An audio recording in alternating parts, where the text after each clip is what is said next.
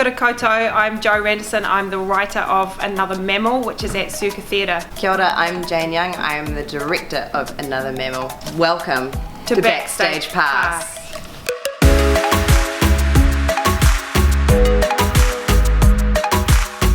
We did a workshop, with Play Market just before you went to New York. And we have to do this, and that was 2018. Whoa. Essentially, it's this dysfunctional relationship between Y and Z, and who are they and how do they interact and work together, that keeps ending and resetting and ending and resetting, and this kind of cycle that they can't seem to get out of. I came for a run the other day and described it as lurchy, and I quite like that it does shift so quickly all of the time, watching the actors kind of have to do acrobatics around that. So there are a few worlds to this world, and this space is kind of the domestic space, which is occupied by Y and Z.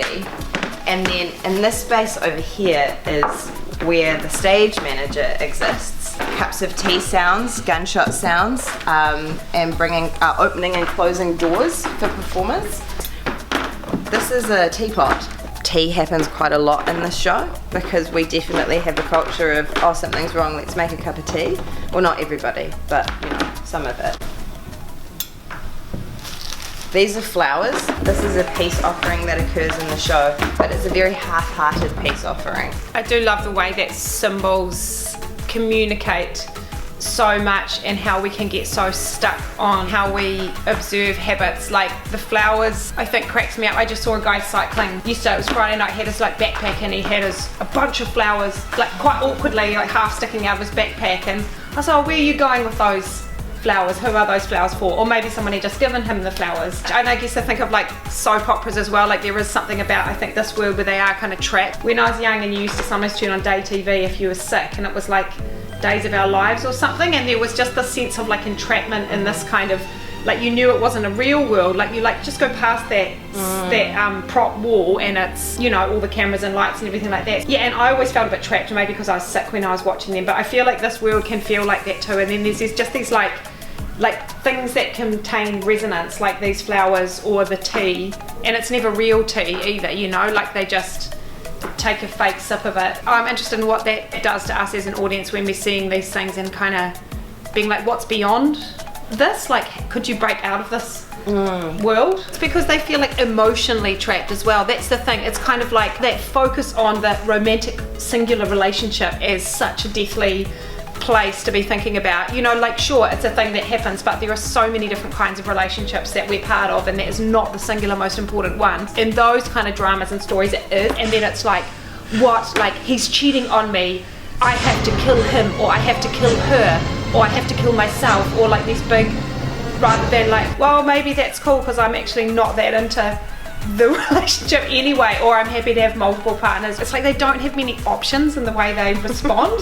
That's what I feel with these guys too, but it's come on, open up a bit, there's other ways. I assume the characters are quite stylized and heightened. What's that like to direct? Well, actually trying not to be stylized and heightened too much. I mean, that happens just because of the nature of the text. People don't really speak in paragraphs and things like this, but then at the same time trying to work with it to make it actually be as real as possible sometimes, in order not to play into, oh, it's an absurd world, it should be absurd. It's actually actually the world is very real. I feel clown, or that's the word I use in that, which when I think of that, it enables a performer or anyone to be both very truthful and vulnerable, because you have to be totally authentic and real, but also kind of bigger than life. But not that, I think sometimes when we think stylized or something, it's I have to be something that is not me, and it's really weird, because I think humans are quite weird, we're all pretty weirdly absurd actually, although we try and mask it. Coming back to the idea of soap opera, none of the acting is very naturalistic or realistic either. No. Honouring the weirdness of humanity and the truth of that as well. So clown is a good way in for that. I think this piece is uncomfortable, but not in a kind of way that's oh yuck, I don't want to be here. More in a whoa, ha! Because it's exciting. Yeah, it's fun and it is lurchy. I love that word. It moves really fast. It is definitely not boring, and that is one of the key things for theatre as far as I'm concerned. And also, I don't think there's anything, I haven't seen a show, it's different, which a lot of art is and should be, but I genuinely don't think people will have seen something like this or have been through an experience like this. I also like how I read it and I can definitely hear your voice in it, and I like about that. I like the word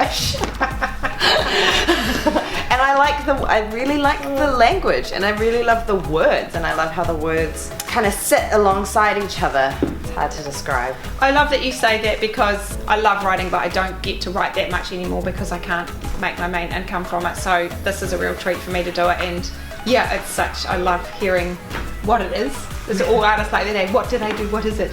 But yeah, I really appreciate that. Yeah, Language. it's cool. Yeah. It's cool. Yeah, it's gonna be fun. It'll be fun.